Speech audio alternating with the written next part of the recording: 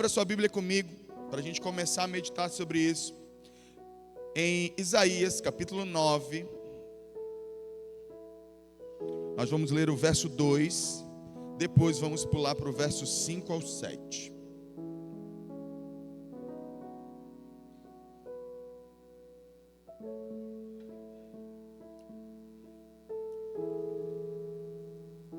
Aleluia. Quem já está no texto aí, diga: estou pronto. Beleza, então vamos lá. O texto diz assim: o povo que caminhava em trevas viu grande luz. Sobre os que viviam na terra da sombra da morte, raiou uma luz.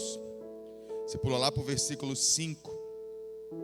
Pois toda bota de guerreiro usada em combate e toda veste revolvida em sangue serão queimadas como lenha no fogo. Porque um menino nos nasceu, um filho nos foi dado, e o governo está sobre os seus ombros. E ele será chamado Maravilhoso, Conselheiro, Deus Poderoso, Pai Eterno, Príncipe da Paz. Aleluia. Nós vamos falar um pouquinho do nosso Jesus que nasceu. Feche seus olhos antes de qualquer coisa e peça para o Espírito Santo falar ao seu coração nessa noite, em nome de Jesus. Pai, que essa noite o Senhor venha falar aos nossos corações, que o Senhor possa ministrar nossas vidas, que o Senhor possa nos lançar luz no nosso interior, luz no nosso entendimento, de maneira que nós possamos ser totalmente transformados, para vivermos uma vida de acordo com a sua vontade.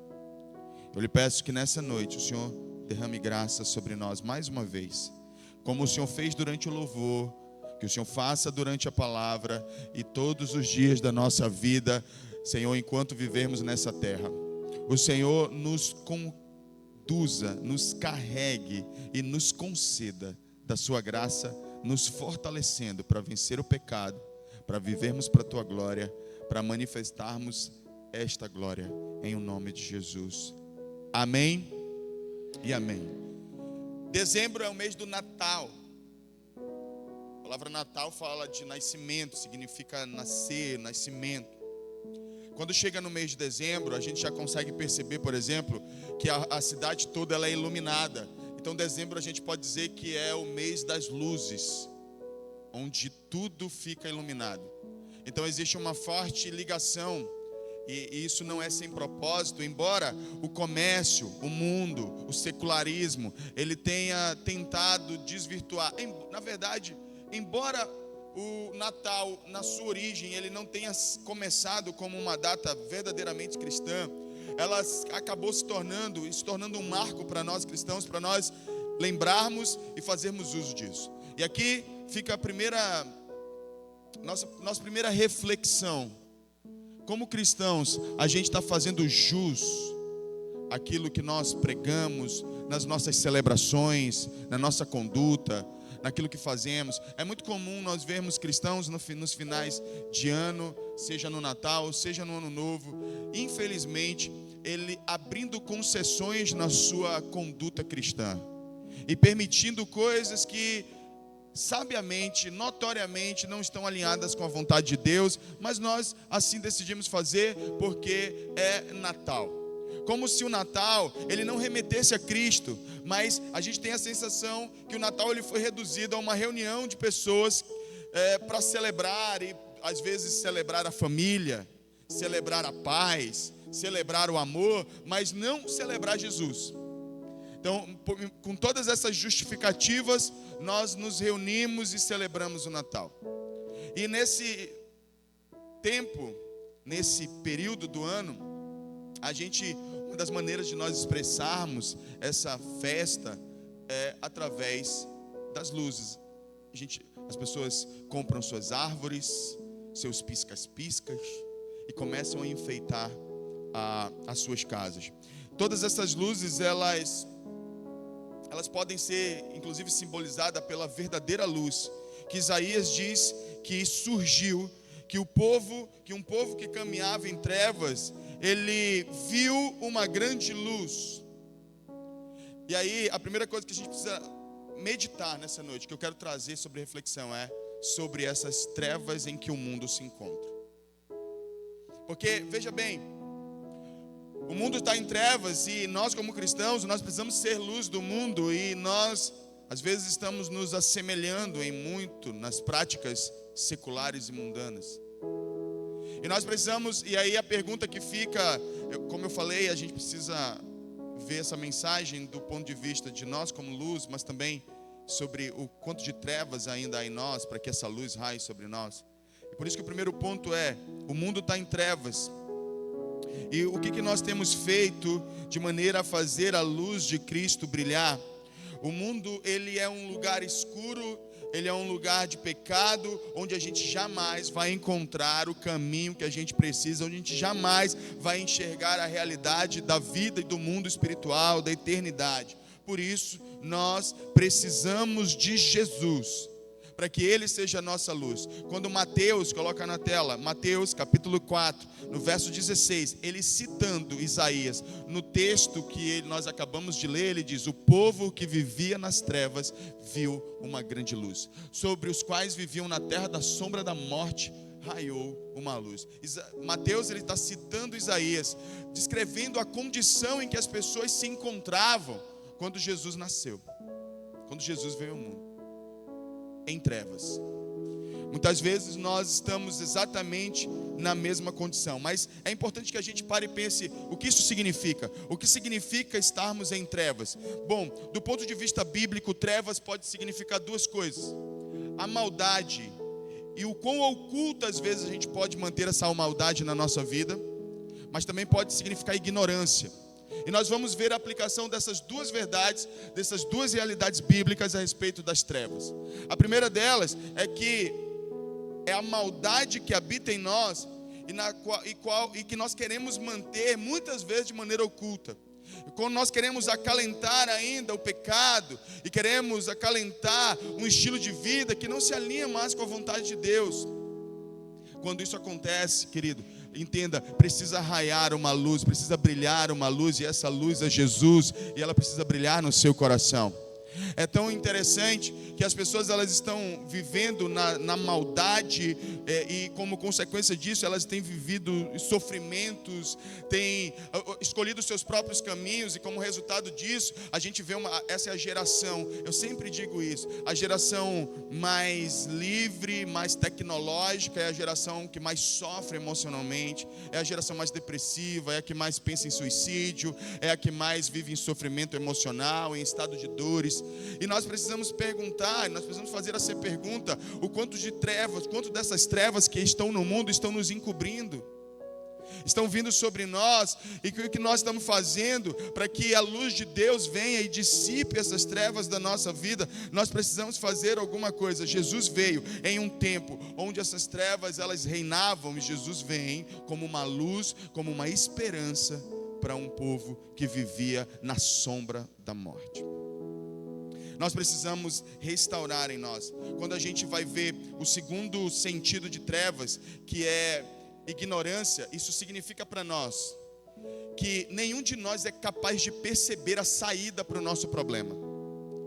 Nós estamos em total trevas, incapazes de enxergar uma saída. E por isso Jesus é a luz.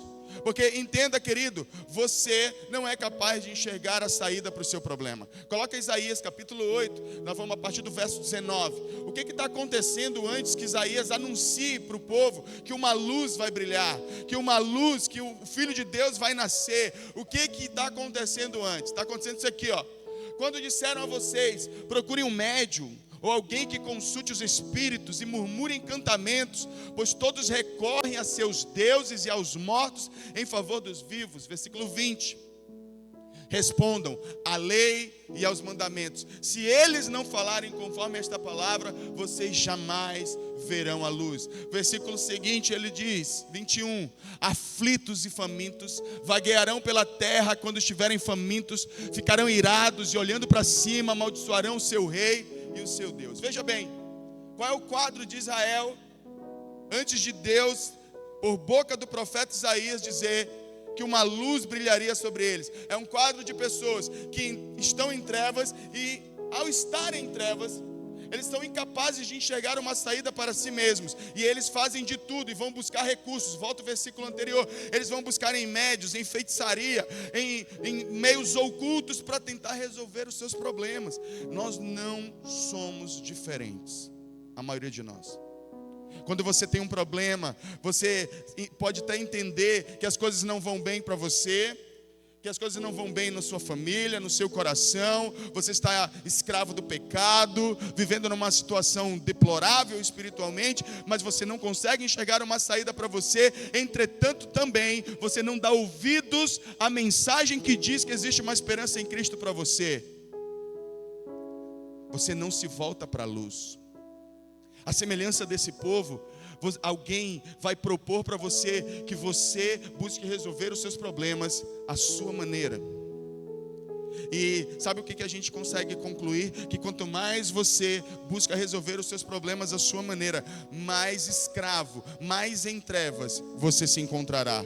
Então aqui nós percebemos que eles estão na escuridão, mas eles acham que podem vencer a escuridão com seus próprios recursos.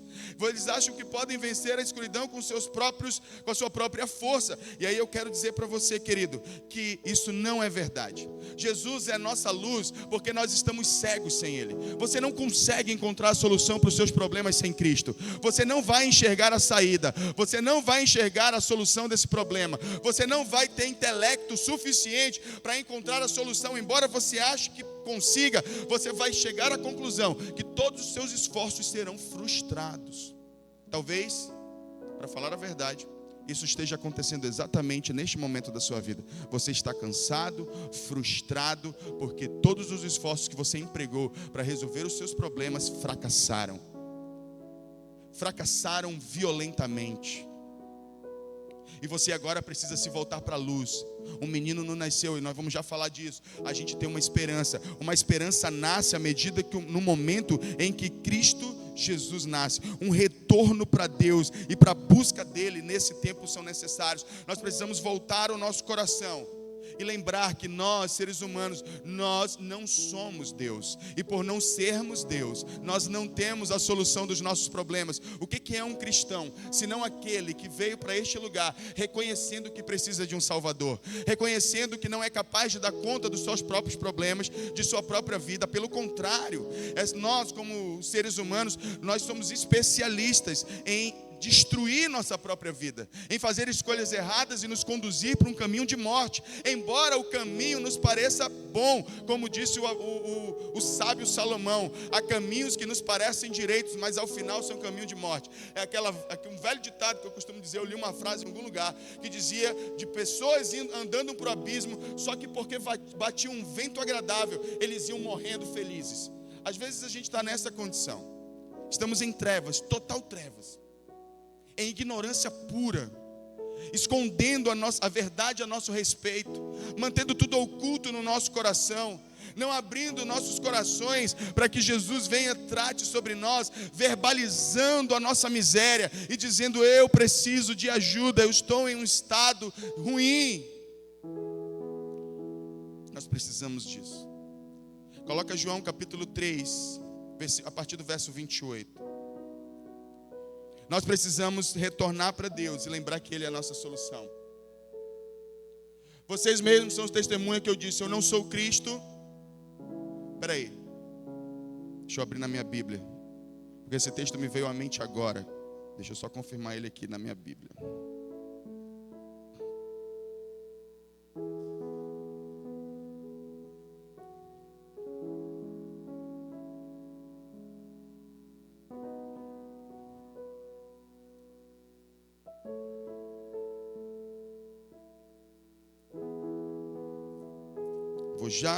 O texto é o seguinte, procura para mim aí. Eu pensava que era João 3:28, mas o texto fala de algumas pessoas que tiveram a oportunidade de estar com Cristo, mas eles não aceitaram a salvação.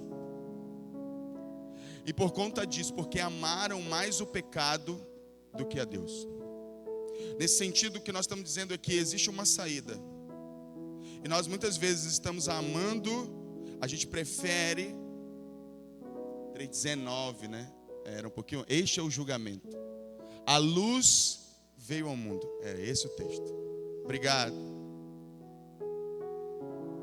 A luz veio ao mundo. Nós lemos Isaías proclamando isso no capítulo 9. Uma luz brilhou nas trevas. Uma luz veio ao mundo. Os homens amaram as trevas. Amaram o mundo. Talvez você esteja aqui e você é alguém que vem à igreja, mas ainda ama o mundo. Ama as trevas. Ama o pecado. E aí ele diz, veja bem, esse texto ele é muito interessante para mim, porque ele diz assim, que o julgamento, o juízo vem, porque uma luz veio, uma solução foi dada, mas nós rejeitamos a solução, amamos mais as trevas e não a luz, porque as suas obras eram más. Em síntese, o texto está dizendo o seguinte para a gente vai para o inferno não porque a gente pecou, necessariamente, mas porque nós rejeitamos a solução do pecado que cometemos. A luz veio, irmãos. Jesus nasceu. E aí quando Jesus nasce, existem algumas implicações. Eu quero dizer a primeira delas aqui nessa noite. Ou você tem que admitir que Jesus, ele é Deus, e você precisa se render a ele. Ou você vai ter que identificá-lo como um grande impostor, como não sendo o verdadeiro, como não sendo Deus. Ou Jesus, tudo que Jesus falou aqui é verdade, ou ele é doido, ou ele era um homem louco. E nós sabemos que tudo que ele falou é verdade. A luz veio ao mundo, e ela está querendo brilhar sobre a sua vida. Essa luz quer penetrar nas trevas do seu coração, nas densas trevas da sua mente, nos pensamentos suicidas, nos pensamentos de desastre, nos pensamentos de morte. Deus quer entrar nos pensamentos de desistência, nos pensamentos de insatisfação, de incapacidade, de inadequação que você tem a respeito de você. Quer entrar nas trevas que te enganam e dizem que Deus não é bom e não te ama. Jesus quer entrar nessas trevas e quer brilhar sobre a sua vida. Abra o seu coração. O mundo está em trevas, e o quanto dessas trevas ainda têm domínio sobre nós. Nesse sentido, nós vamos entender que o Natal, e eu vou voltar para o Natal agora, ele não deveria ser uma festa que apontasse para uma ideia de que nós vamos resolver o nosso problema sendo felizes. Vamos nos reunir, vamos comer, vamos celebrar, vamos pregar o amor e a paz, e pronto, a solução do mundo está resolvida, a nossa vida está resolvida. Não. O Natal ele deve apontar para uma realidade. Jesus nasceu porque o mundo em trevas estava tomado por trevas, porque o mundo estava governado por trevas. Então todas as vezes que a gente lembra que Jesus nasceu, a gente tem que lembrar também as trevas que dominavam o mundo e que talvez ainda dominem a nossa vida. É extremamente necessário que a gente faça uma reflexão. O ano está acabando, e talvez você esse ano todo veio para a igreja, ou talvez você decidiu vir à igreja agora no final do ano. Seja qual for a sua situação, você precisa avaliar se você ainda está em trevas, se você ainda está vivendo uma vida totalmente desalinhada e fora da vontade de Deus, onde as suas práticas elas ainda desagradam a Deus, e você precisa se arrepender e abandonar o pecado nessa noite, porque uma luz raiou sobre aqueles que estão em trevas. Você tem uma chance, uma oportunidade de recomeço. DPB Reviver, um lugar de recomeços. Você pode...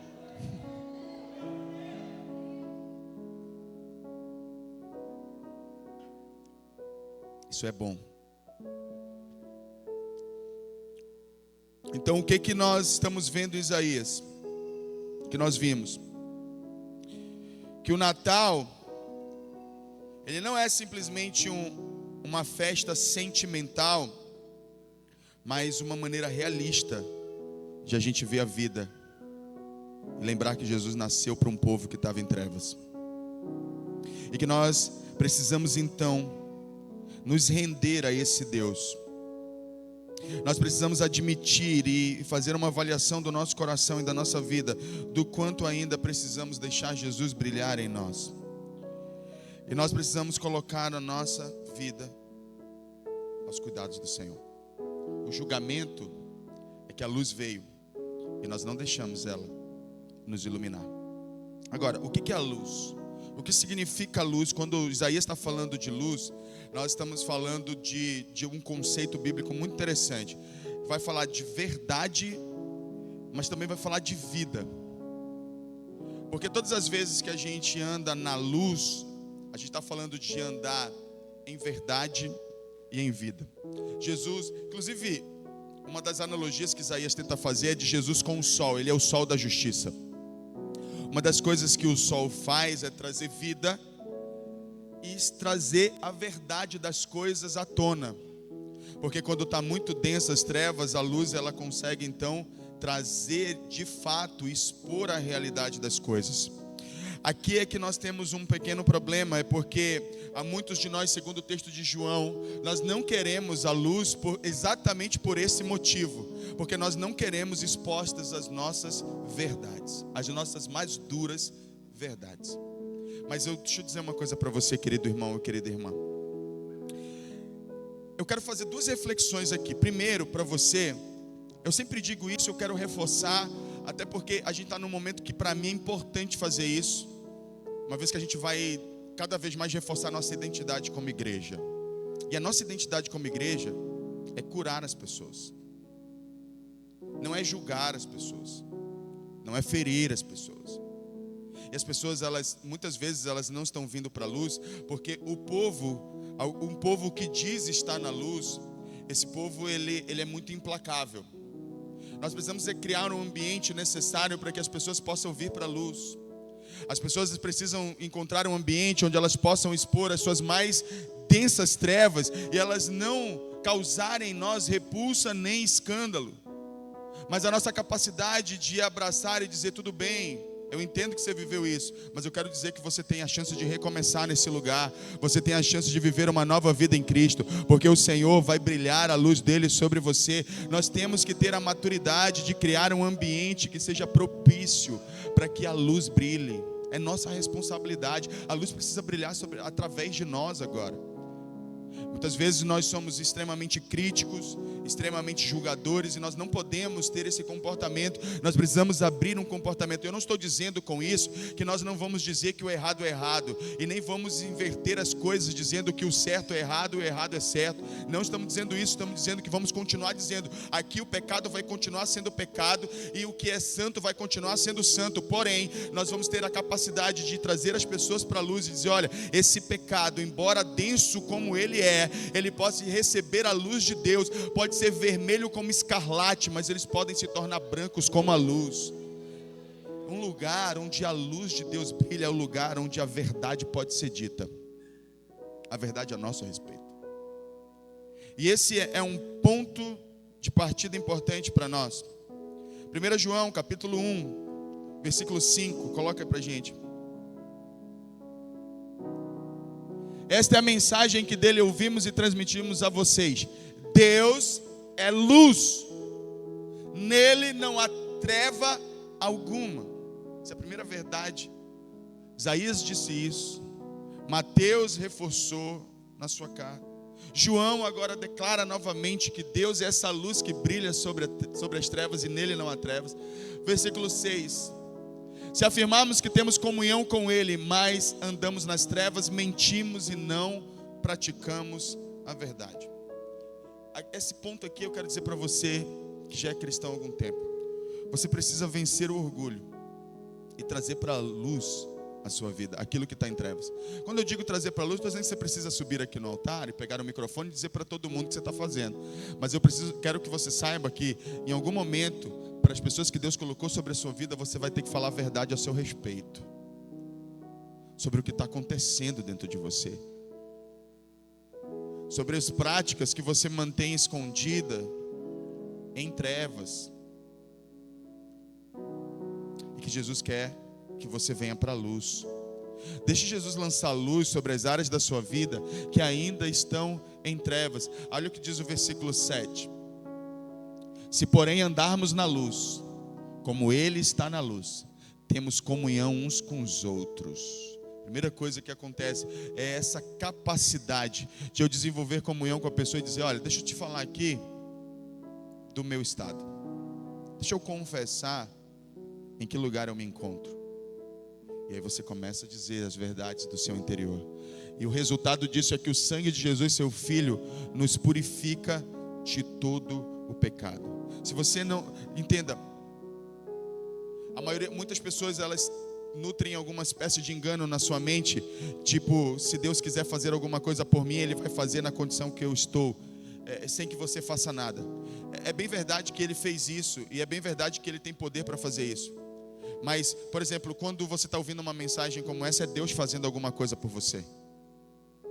Então o seu papel é dar uma resposta a cada mensagem, a cada verdade que é anunciada para você, e você começar a dizer, tudo bem, eu vou me render, e começar a deixar que a luz penetre nas trevas do seu interior, de toda a mágoa, de todo o ressentimento, de toda a frustração que você viveu, de toda a dureza de coração em que você se encontra, por conta das todas as experiências ruins que você teve. Eu te pergunto, aonde você teve as suas experiências frustrantes, decepcionantes, que te machucaram? No mundo. Eu não estou dizendo que na igreja não existam essas coisas, elas existem também. Entretanto, o lugar que mais nos machuca e nos deixa feridos é o lugar de densas trevas, e esse lugar é no mundo.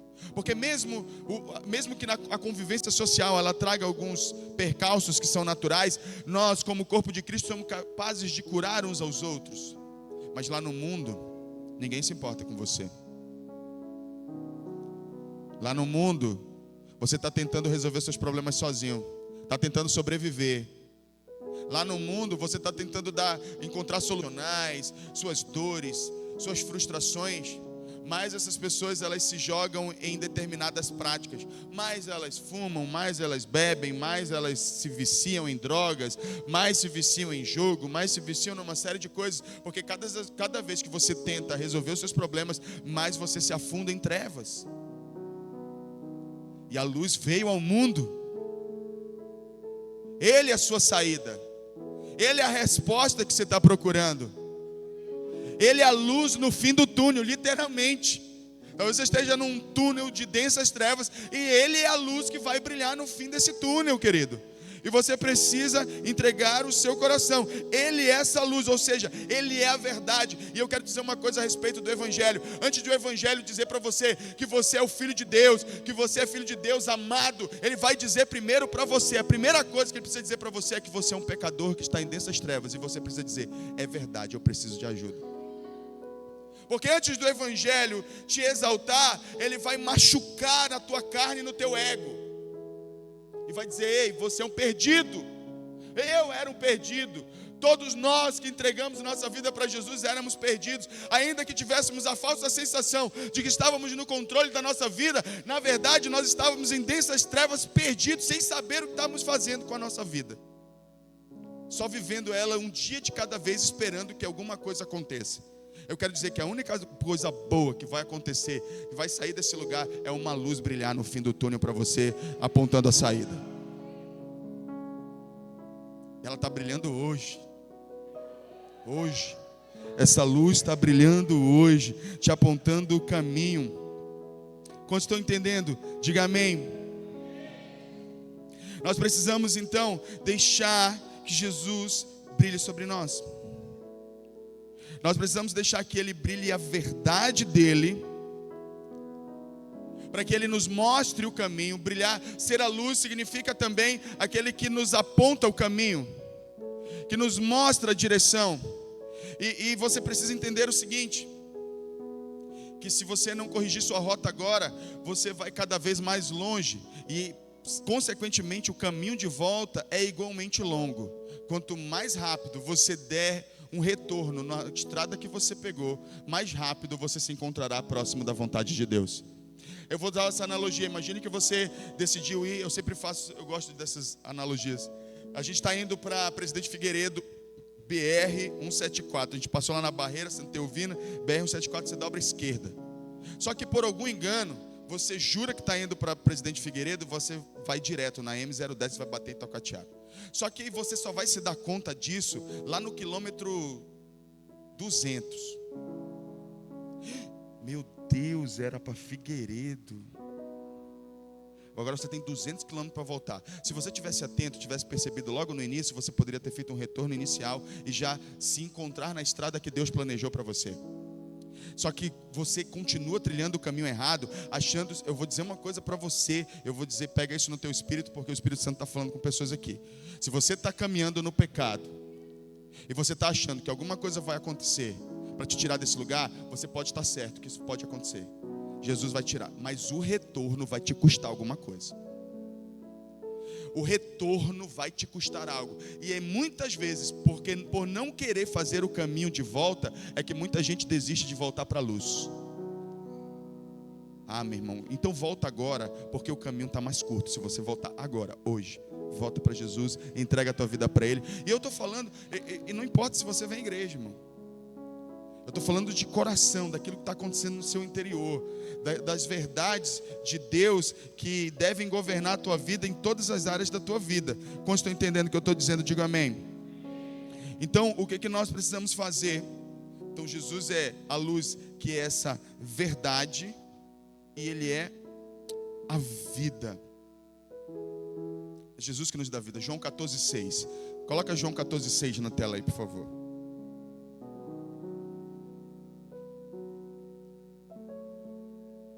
João 14,6.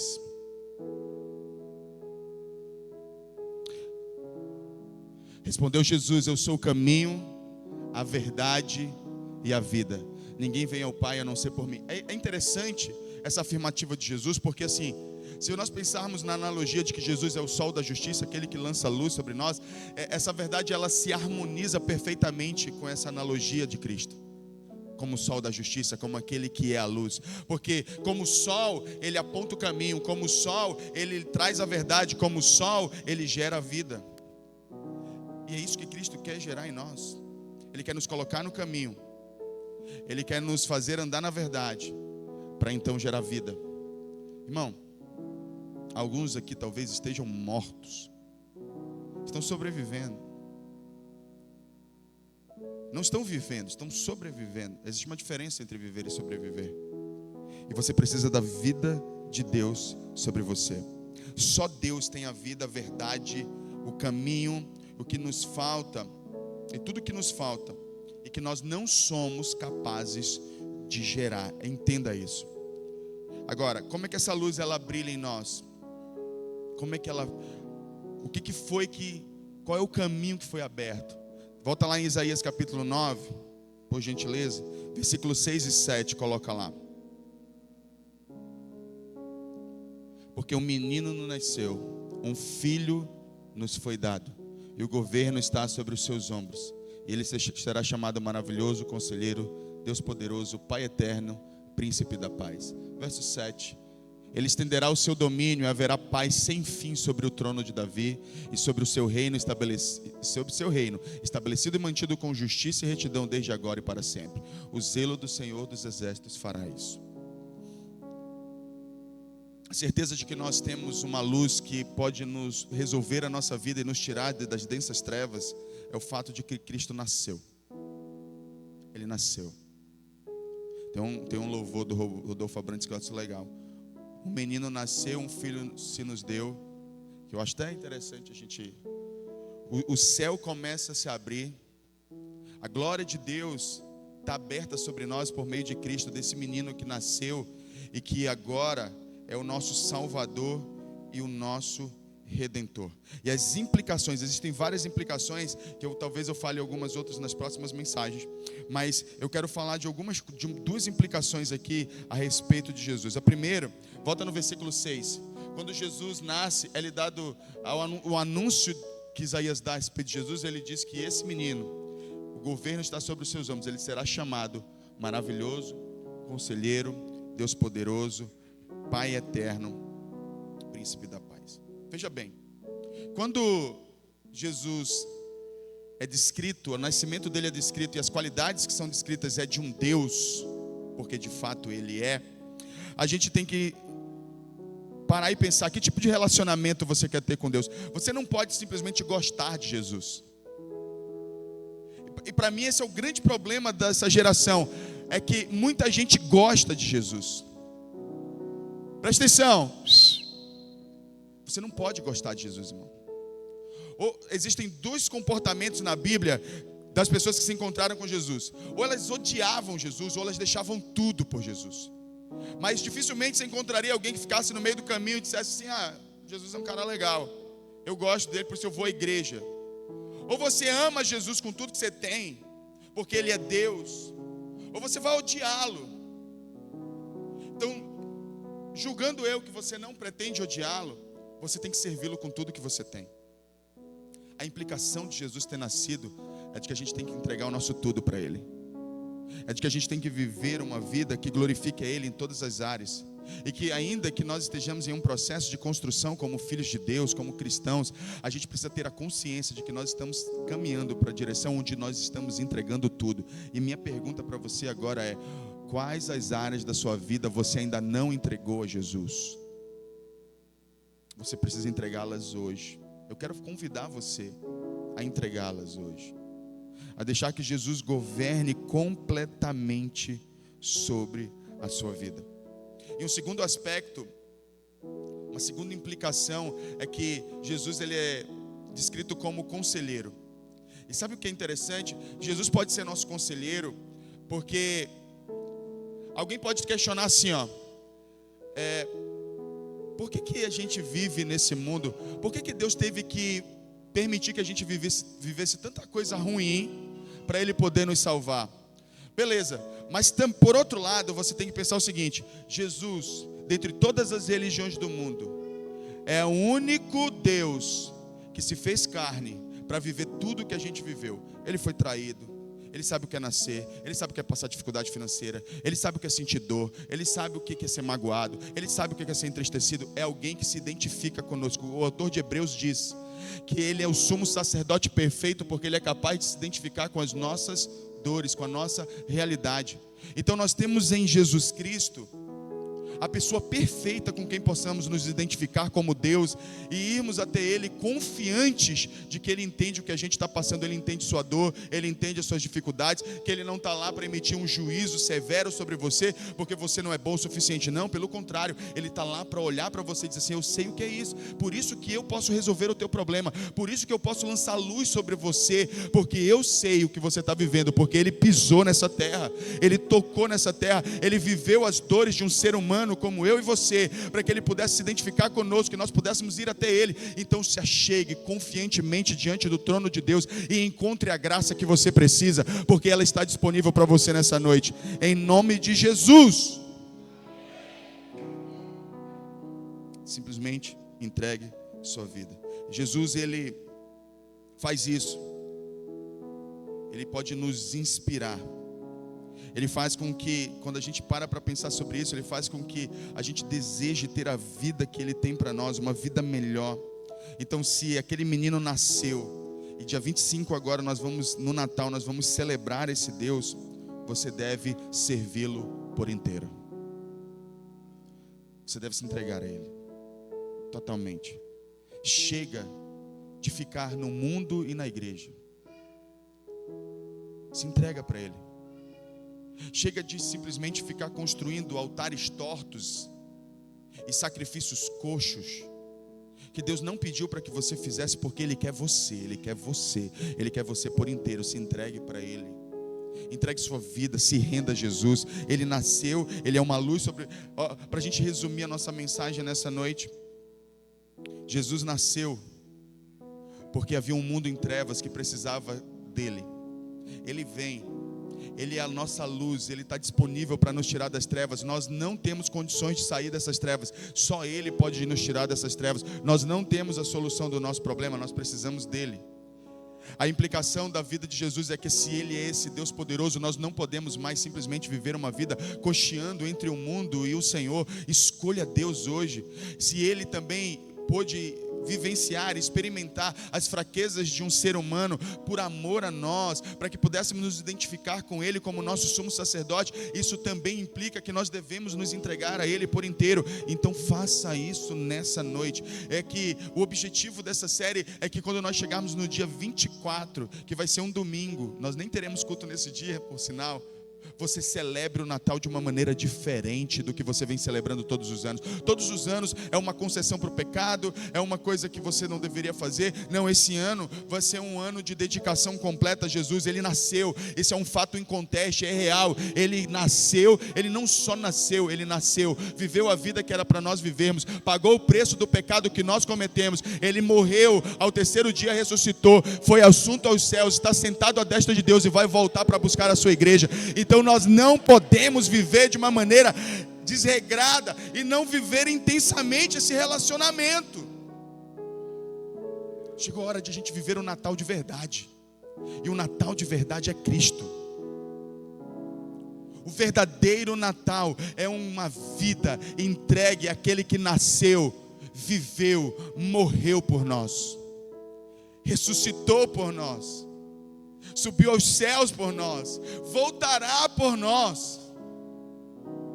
Ah, querido, que Deus maravilhoso. Eu quero chamar o pessoal do louvor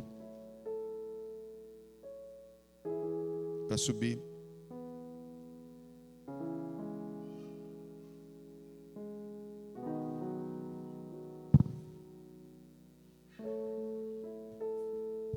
Então Jesus, eu quero ler um texto para a gente finalizar, de uma romancista britânica. Ela escreveu algo que eu achei maravilhoso. Ela disse assim: a encarnação significa que, seja qual for a razão pela qual Deus escolheu deixar-nos cair no pecado, no início, para sofrer, para nos sujeitar às dores e à morte, ainda assim Ele teve a honestidade e a coragem de provar do próprio remédio. Não pôde cobrar nada do homem que não tenha cobrado de si próprio.